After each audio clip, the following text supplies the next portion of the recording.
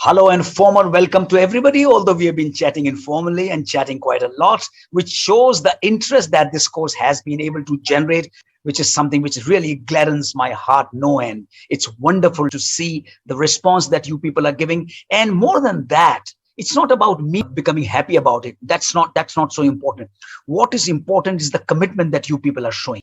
It's really, and believe me, I know in this day and age when people are so busy and the patience levels have really dropped because of being busy and too many things waiting for your attention, it really takes a lot of doing to spend time with a lot of conviction and commitment. That's what you people are doing. Not all the batches that I cater to have been delivering these courses, and over 1,000 people have attended so far. There have been some batches, but very few, which showed the kind of commitment that you people are showing. It is coming through very clearly.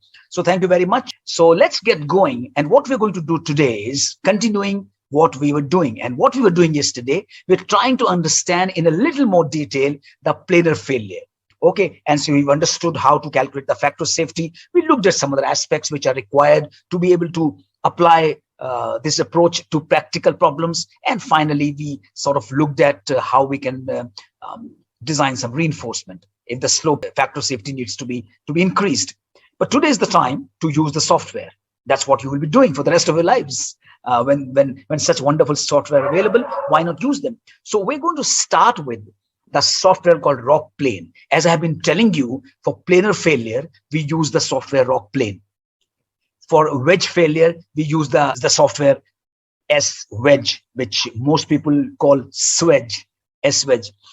For toppling, we use the software Rock Toppling. For circular kind of failure, we use a software called Slide, which is very, very powerful. The latest news is that pretty soon Rock Science is coming up with a wonderful software, which is a three-dimensional limit equilibrium analysis software for jointed rock masses, slopes. That would combine all these things in one software, all these mechanisms, planar, wedge, toppling, etc. in one. And actually speaking, on the site, it's a 3D situation. But through Rockplane, S-Wedge, Rock Topple, we are analyzing all these problems in two-dimensional. Right? It's not exactly as things happen on site, but that's the best one could do using this. But a three-dimensional, you imagine in 3D, you see the wedges sliding or toppling and stuff like that, which is going to come, and you can do that. So I think that the future, which is already here, is that you would be using the 3D limit equilibrium analysis in near future, plus finite element method. Okay, so as I mentioned today, that I'm still trying to find time in this course to talk a bit about the finite element methods using the software RS2. I will try, maybe I'll push one of the presentations out and bring in that maybe on the last day. I'm still trying to do that to make it a little more complete, these course. Okay, but for now, as we speak today, we are going to do some hands-on exercises on Rockplane, S-Wedge, and Rock Top. Let's start with the Rockplane straight away. I wish I could spend 2 or 3 sessions talking just about these individual software, but there's no time. So it is really left to you. There's plenty of resources available on the website of Rock Science, linked to the software, also lots of tutorials. So we'll do a couple of tutorials so that you get a hang of Rockplane. And there's a third tutorial in Rockplane, which is for design of benched slopes, which is wonderful. I've got a recording of that available. I will share the link for that. So 2 I will cover, and then I'll share the link for the third one. So you should have a fair idea about it. So to start, we have to launch look at the screen, which you see when you start the software Rockplane, and I'm going to share that screen right away. So when you start that software, you see something like this. What you see are some blocks, some slope, okay, 4 views, and whatever you see is on the basis of the default data which are already fed in. That's not our data. We are going to feed our own data, and the factor of safety is one with whatever data are there, and these are some results. So I'll explain one by one. So what you have to do, the first thing always with most of these software, that you go to the project setting. That's the first dialogue you establish with the software, saying, hello, how are you doing? Okay, so that's how you do it. So analysis, and usually you get the project setting option under analysis. So click on analysis here, and the very first one option is project settings. So as soon as you click on project settings, a dialog box opens with 5 options here. The first one is general. Under general, you tell the software 2 very important things.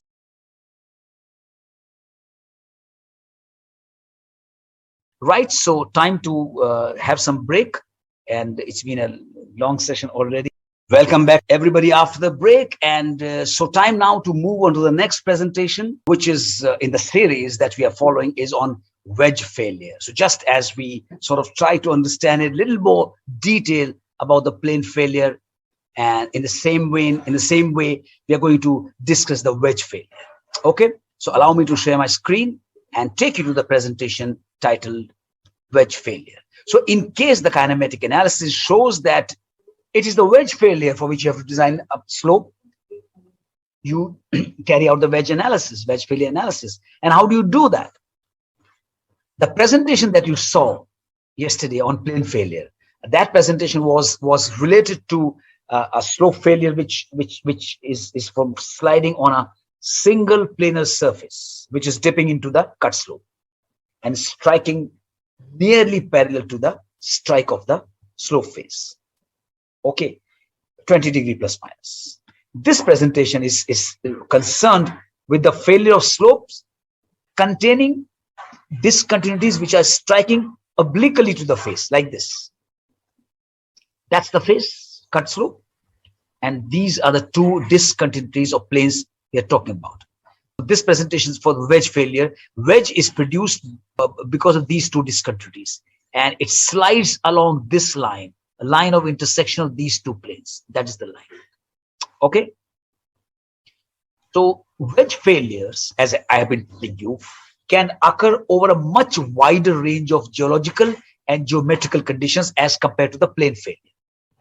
So that's the reason study of wedge stability or instability is an important component of rock slope engineering. So in this presentation, we're going to talk about the structural geological conditions which could result in formation of a wedge formed by two intersecting planes.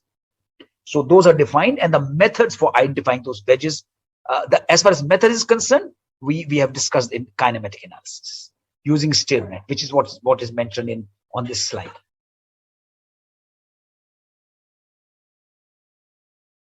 So it's time to stop now. It's a good time to stop. That's all from my side. If there are any questions, you're most welcome to ask those questions.